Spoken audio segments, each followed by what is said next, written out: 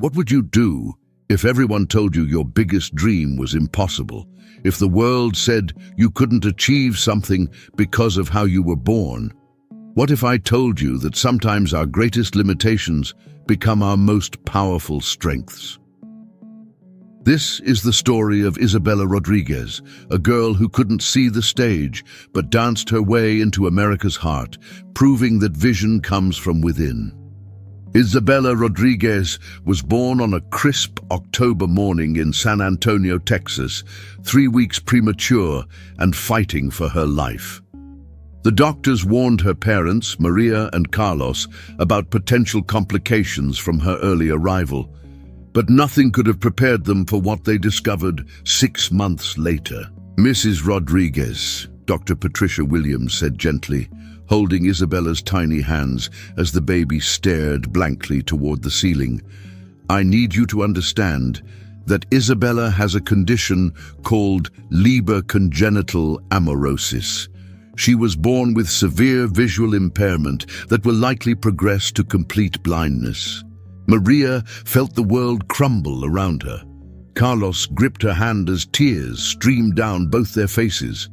They had dreamed of their daughter seeing her first sunset, reading bedtime stories, watching her take her first steps. Now those dreams felt shattered. But Isabella had other plans. Even as a baby, she moved differently. When most infants lay still, Isabella's tiny arms and legs moved in fluid, rhythmic patterns. When music played, her entire body seemed to respond, swaying and turning toward the sound with an almost supernatural awareness. Maria, a former dancer herself, who had given up her dreams to work as a school administrator, recognized something special in her daughter's movements. She began playing different types of music during Isabella's playtime, watching in amazement as the little girl instinctively responded to each genre with appropriate movement. Classical music brought out flowing, graceful motions. Latin rhythms sparked quick, passionate steps. Jazz created playful, improvisational sequences. "She's not just moving to music," Maria told Carlos one evening, watching 3-year-old Isabella perform what looked like a perfectly choreographed routine to Beethoven's Moonlight Sonata. "She's translating it. She hears things we can't hear, feels things we can't feel." Carlos, a mechanic who worked long hours to support the family, wasn't initially convinced. He loved his daughter fiercely, but worried about filling her head with impossible dreams. "Misha," he would say to Maria, "we need to be realistic. How can a blind girl become a dancer? It's not practical." But practicality meant nothing to Isabella. By age 4, she had memorized the layout of their small house so completely that she moved through it with more confidence than most sighted children. She knew exactly where every piece of furniture sat, could navigate stairs without touching the railing, and had developed an almost magical ability to sense obstacles before reaching them. More importantly, she had begun creating her own choreography. Maria would find Isabella in the living room at dawn, moving through complex sequences she had apparently invented during the night.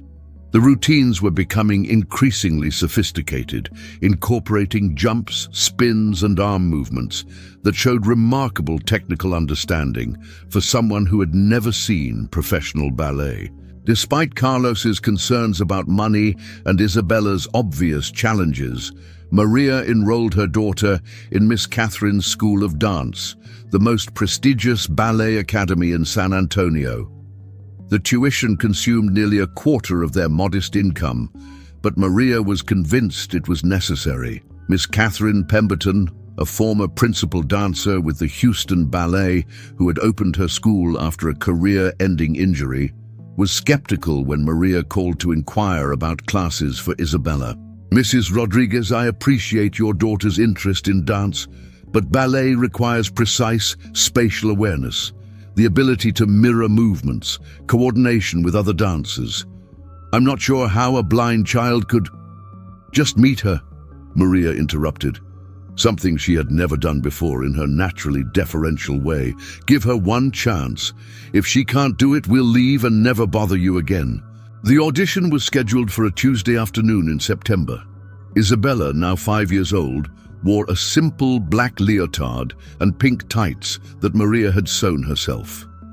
Her dark hair was pulled back in a neat bun, and despite her obvious nervousness, she carried herself with remarkable poise. Miss Catherine's studio was everything Isabella had imagined from her mother's descriptions. 30 feet of polished hardwood floors, floor-to-ceiling mirrors on 3 walls, ballet bars at different heights, and afternoon sunlight streaming through tall windows. Isabella couldn't see any of it, but she could feel the space's energy, hear the way sound moved differently in the large, open room. "Isabella," Miss Catherine said, her voice echoing slightly in the studio. "I'm going to play some music. I want you to move however feels natural. Don't think about right or wrong, just let the music guide you." Miss Catherine had chosen Chopin's Minute Waltz, a piece she often used to evaluate students' natural musicality and rhythm. She expected Isabella might sway pleasantly to the music, perhaps show some basic coordination. What happened next defied every expectation. As the first notes filled the studio, Isabella's entire demeanor changed. Her nervousness vanished, replaced by a serene confidence that seemed to radiate from within. She began moving across the floor with fluid precision, her feet finding perfect positions without conscious effort, her arms creating graceful lines that complemented the melody's rise and fall. But it wasn't just technical proficiency that stunned Miss Catherine. Isabella was interpreting the music with an emotional depth that took most dancers years to develop. During the playful sections, her movements sparkled with joy. When the melody turned wistful, her entire body seemed to sigh in response. She wasn't just dancing to the music, she was having a conversation with it. When the piece ended, Isabella returned to center stage and curtsied with perfect form, as if she had been taking lessons for years. Miss Catherine stood in complete silence for nearly a minute, tears streaming down her face. "Mrs. Rodriguez," she finally said, "I've been teaching for 23 years.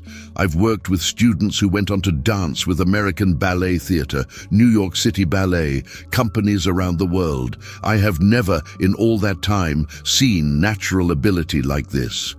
Isabella was accepted immediately, not just into regular classes, but into Miss Catherine's advanced pre-professional program, typically reserved for students who had been dancing for years. The challenges were immediate and overwhelming. Ballet, more than perhaps any other art form, relies on visual learning. Students watch their teacher demonstrate combinations, observe their reflection in mirrors to correct posture, follow the movements of classmates during group exercises. Isabella had to develop alternative methods for everything.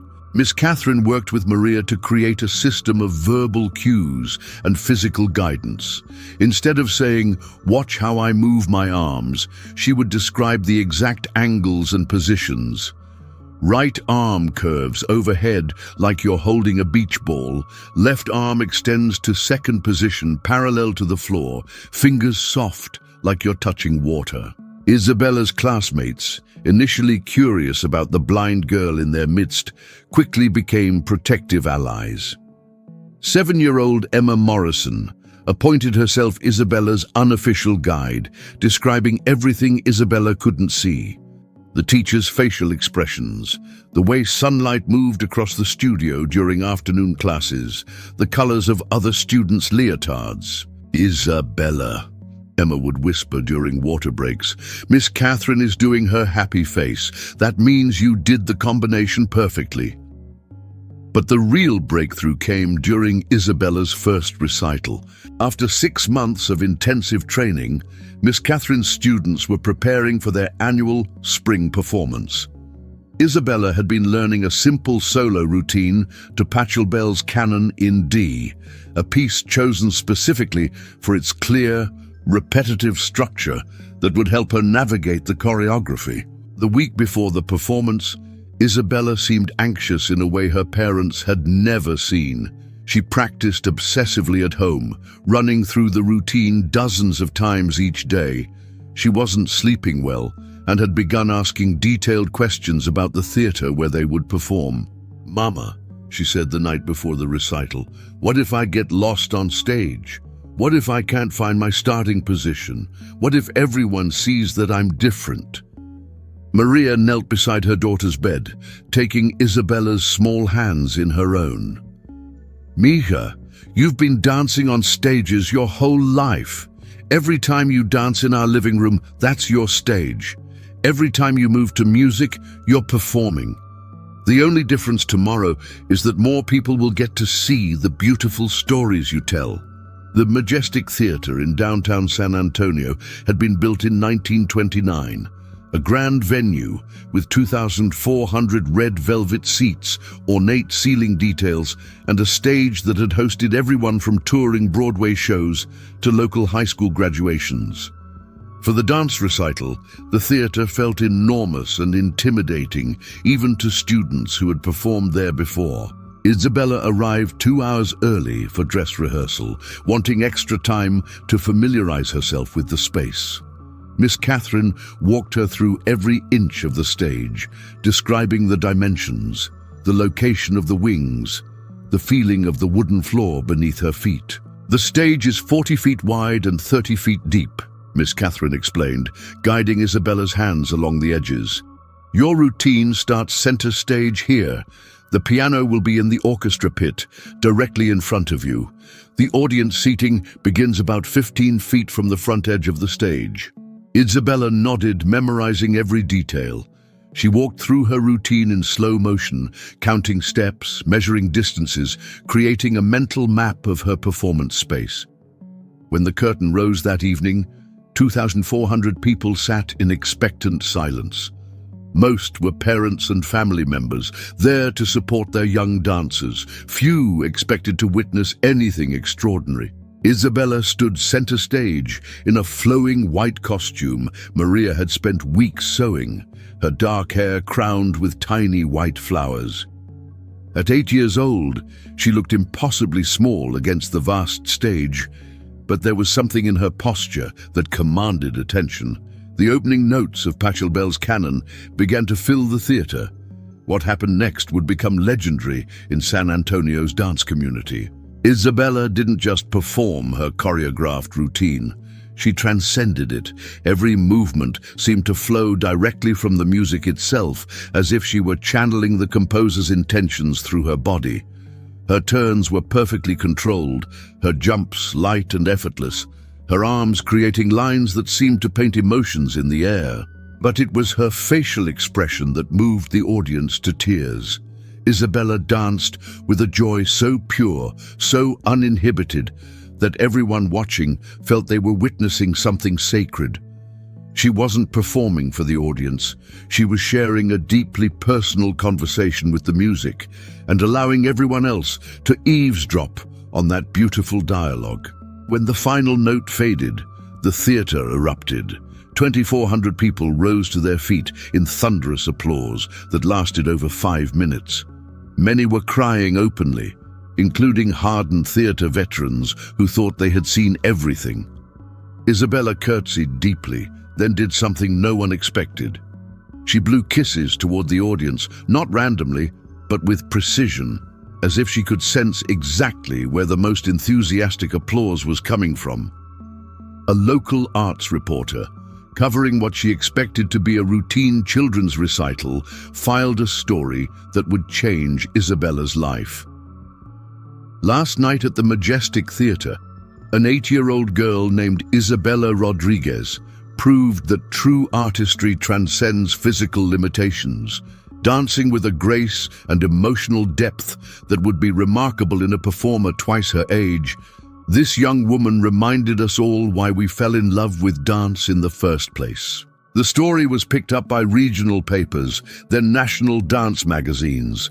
Video footage of Isabella's performance, recorded by proud parents, went viral on social media.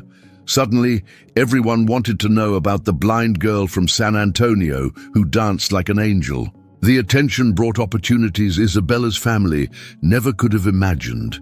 The prestigious Houston Ballet Academy offered her a full scholarship. American Ballet Theatre invited her to attend their summer intensive program. Dance magazine featured her on their cover with the headline, "Vision Beyond Sight." But success also brought new challenges. At 9, Isabella was accepted into the Houston Ballet Academy's year-round pre-professional program, requiring her family to relocate. Carlos found work at a Houston auto shop, taking a significant pay cut. Maria left her administrative position to focus full-time on supporting Isabella's career, a decision that strained their finances but seemed necessary given the intensity of Isabella's training schedule. The Houston Ballet Academy was a different world from Miss Catherine's intimate studio. Here, students trained 6 hours a day, 6 days a week. The competition was fierce, with dancers from around the world competing for limited spots in the company's school.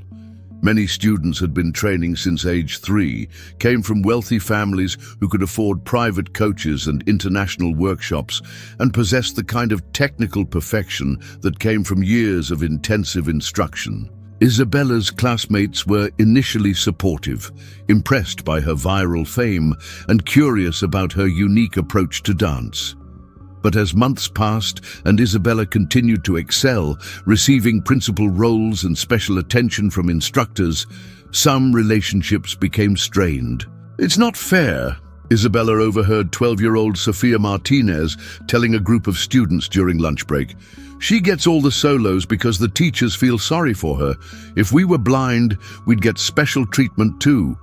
The comment stung deeply, partly because Isabella had begun to wonder the same thing herself. Was she succeeding because of her talent, or because instructors and audiences were moved by her story? Were people applauding her dancing or her disability? These doubts affected her performance.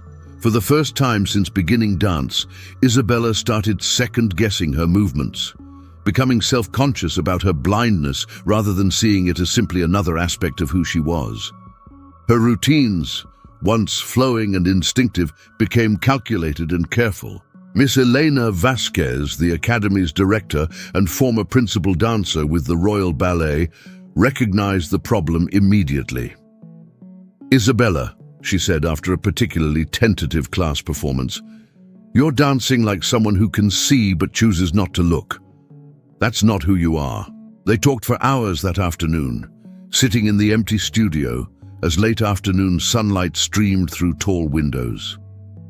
Miss Elena shared her own story of overcoming a severe ankle injury that nearly ended her career, explaining how she had to learn to trust her body again after months of doubt.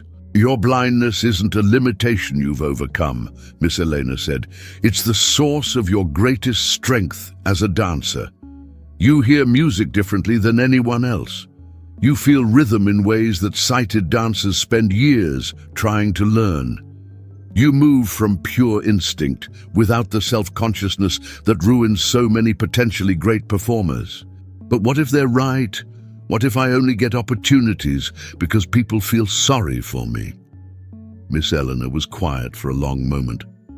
"Isabella, do you think I built my career by feeling sorry for students? Do you think Houston Ballet, one of the most competitive companies in America, maintains its reputation by promoting dancers out of pity?" Isabella shook her head. "You're here because you're exceptional. Not exceptional for a blind dancer, but exceptional, period. The sooner you accept that, the sooner you can return to the dancing that made everyone fall in love with your talent in the first place." The transformation was immediate. In the following weeks, Isabella's performances regained their original magic. She stopped hiding her blindness and started celebrating it, using her unique perception as a creative tool rather than treating it as something to overcome. Her breakthrough performance came during the Academy's Winter Showcase, where students performed excerpts from classical ballets for an audience of ballet professionals, critics, and potential patrons. Isabella had been cast as the Dying Swan, the iconic solo choreographed by Michel Fokine that had made Anna Pavlova famous. It was an ambitious choice for a 10-year-old, a piece that required not just technical skill, but profound emotional maturity. The night of the performance, Isabella sat in the wings, listening to the murmur of the audience, the tuning of instruments, the whispered encouragement of her fellow dancers. She could feel the energy of the theatre, sense the anticipation in the air. When her music began, Saint-Saëns' hauntingly beautiful cello melody, Isabella walked onto stage with a serenity that immediately commanded attention. She wasn't performing the dying swan, she was becoming it. Every movement told the story of a creature of beauty, facing its final moments with grace and dignity. Her arms rippled like wings, fighting against an invisible wind. Her body slowly sinking toward the earth while her spirit seemed to soar. The performance was heartbreaking and uplifting simultaneously, a meditation on mortality that moved even seasoned dance professionals to tears. When the final notes faded and Isabella took her bow, the audience sat in stunned silence for several seconds before exploding into the most enthusiastic ovation in the theatre's recent memory. In the audience that night was David Richardson, artistic director of American Ballet Theatre, one of the world's most prestigious ballet companies. After the performance, he approached Isabella's parents with an offer that would change everything. "I want Isabella to join our studio company," he said. "It's our pre-professional program for the most promising young dancers in the country. She would train with our company members, perform in selected productions, and be on the fast track to joining ABT as a full company member." At 11 years old, Isabella Rodriguez became the youngest dancer ever accepted into American Ballet Theatre's studio company. The move to New York City was overwhelming for the entire family. Carlos found work at a Queens auto shop, but their combined income barely covered the cost of living in one of the world's most expensive cities. They rented a tiny one-bedroom apartment in Astoria, with Isabella sleeping on a fold-out couch in the living room. But Isabella thrived in the intense, professional environment of ABT. Here, her blindness was seen not as a novelty, but as simply one characteristic among many talented dancers with various backgrounds and challenges. She was pushed harder than ever before, training 8 hours a day and performing in core roles with the main company. The real test came during her first performance with ABT in Giselle, one of ballet's most challenging and beloved classics. Isabella had been cast in the core of Willis, ghostly spirits of young women who died before their wedding days.